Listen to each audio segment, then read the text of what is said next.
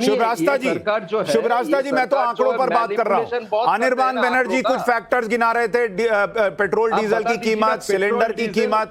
मैंने उनसे पूछा, जो जिस वक्त ज्यादा अच्छी अर्थव्यवस्था थी उस वक्त ज्यादा कर्ज ले रहे थे, अब कह रहे हैं खराब और डूबी हुई अर्थव्यवस्था है लेकिन कर्ज कम ले रहे हैं और महंगाई कंट्रोल में है, और जो जीडीपी और डेट का रेशियो है विदेशी डेट का वो 20% के आसपास है। दुनिया के बड़े बड़े देशों में ये कहीं हमसे कहीं ज्यादा है, तो हम कैसे खराब स्थिति में है?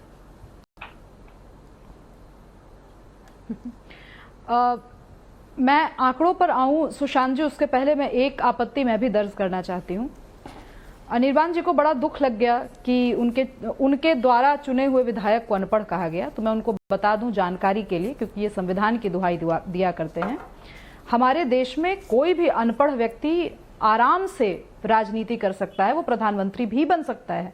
ये हमारे देश के संविधान की ताकत है। इसीलिए किसी को अनपढ़ कहना गाली गलौज नहीं। सुन लीजिए अनिर्बान जी, तो मैंने अभी आप जब बोल रहे थे मैं नहीं बोल रही थी। कहना क्या गाली है मैडम? नहीं, आप बोल लीजिए। आपका नाम शुभरास्ता होगा, आप ही बात कर लीजिए। आपका नाम शुभरास्ता होगा, आप ही बात कर लीजिए ना। कॉमेडियन कहना क्या गाली है? अनिर्बान जी कहना क्या गाली है? अनिर्बान मैं आपसे अनिर्बान जी, मैं आपके मॉडरेटर डिबेट में नहीं आई। शुभरास्ता जी, मैं उनको जवाब दे दूं। अनिर्बान जी, अनिर्बान जी, आपने सुनिए, अनिर्बान जी, आपने अपने लिए खुद कहा कि आपको समझ में नहीं आती कई बातें, आपकी समझ कम है, लेकिन मैंने आपको अनपढ़ तो नहीं कहा, ना ही किसी को कॉमेडियन को यहां बुलाया है। तो आप जो कॉमेडियन कह रहे हैं ना, वो पर्सनल अटैक है। कोई अनपढ़ है, नहीं है, समझ कम है, ज्यादा है, ये हो सकता है, इसलिए उसमें नहीं जाना चाहिए, उसमें नहीं जाना चाहिए। आपको मौका दूंगा, रिस्पॉन्ड कीजिएगा। देखिए, मेरे डिबेट में मैं कोशिश करता हूं सर कि चिल्लम चिल्ली ना हो, आपको पूरा मौका दूंगा। आप दीजिए। आप जब बोल रहे थे किसी पैनलिस्ट ने आपको इंटरफेयर नहीं किया। शुभरास्ता जी बोलें, फिर आपको मौका दे दूंगा। शुभरास्ता जी बोलिए।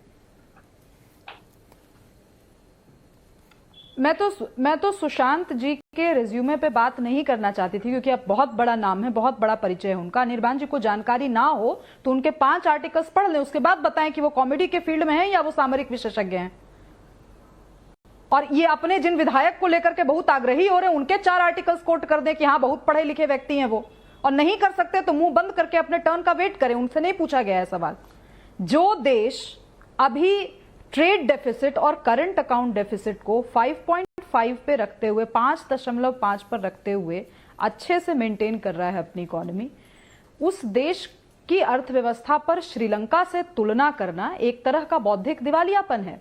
आपको राजनीति करनी हो, किसी भी देश के सिचुएशन का मजाक उड़ाते हुए करना हो, आप कीजिए ना, लेकिन आप उसमें भारत को मत घसीटिए। भारत को घसीटने के लिए आपको थोड़ा स्वयं ग्राउंड पे जाकर के आंकड़े इकट्ठे करने होंगे।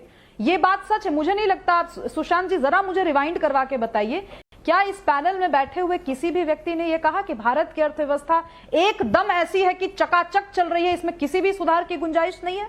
क्या किसी ने अनएम्प्लॉयमेंट पर यह कहा कि हम अनएम्प्लॉयमेंट पे काम अच्छा नहीं कर सकते? क्या किसी ने कहा कि हमारी ग्रोथ रेट इतनी अच्छी है कि हमें कोई एस्पिरेशन होना ही नहीं चाहिए? अरे ये तो प्रधानमंत्री ऑन रिकॉर्ड हर समय किसी भी इकोनॉमिक इशू पे डिबेट होती है या कोई एजेंडा सेट करना होता है, वो स्वयं मल्टी ट्रिलियन डॉलर इकोनॉमी की बात कर रहे हैं। तो ये कोई नहीं कह रहा कि हम लोग बिल्कुल